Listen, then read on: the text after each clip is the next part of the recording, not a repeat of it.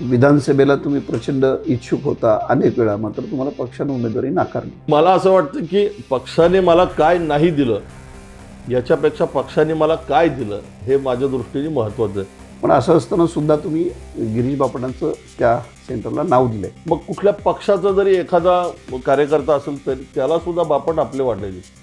असं एक नेतृत्व पुणे शहराला लाभलं होतं. की लोकमान्य नगरचा पुनर्विकासाची स्थगिती कोर्टानं उठवली, पण त्या संदर्भात सुद्धा तुमच्यावर काही टीका झाली. पण केवळ आणि केवळ या विषयामध्ये राजकीय पोळी भाजण्याचा प्रयत्न काही लोकांनी केला.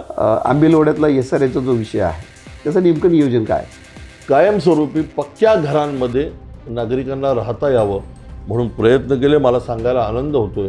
अत्यंत आपत्तीग्रस्त परिस्थिती असेल तर तिथं धीरज घाटे पहिल्यांदा जातात. त्या अडचणीवरती कशा पद्धतीने मात करता येईल, काय मार्ग काढता येईल, हा एक संस्कार मला असं वाटतं की लहानपणापासून झाला आहे. मंडळ आणि धीरज घाटे असं जोडलं गेलेलं आहे. पण एक गणपती बाप्पाचा कार्यकर्ता, मंडळाचा कार्यकर्ता, पण पुढची 5 वर्ष नगरसेवक म्हणून प्रभागातलं काय विजन? सरकारकडनं जे आपल्याला प्रयत्न करावे लागतील ते या प्रभागाचा नगरसेवक म्हणून मी पुढच्या काळात करणार आहे. स्वतः मला अनेक वर्ष तुमच्यासोबत बघतोय आणि त्याला उमेदवारी जाहीर झाली तर मलाही आश्चर्य वाटलं तर तुमच्यावर टीका पण होती आहे काही प्रमाणात. तर की रोज सोबत फिरणारा आणि रोज सोबत काम करणारा ह्याच्यातला जो फरक आहे तो आपण जाणला पाहिजे. 90 सालापासून 95 सालापासून गेली 30, 35, 25 वर्षापासून काम करतात.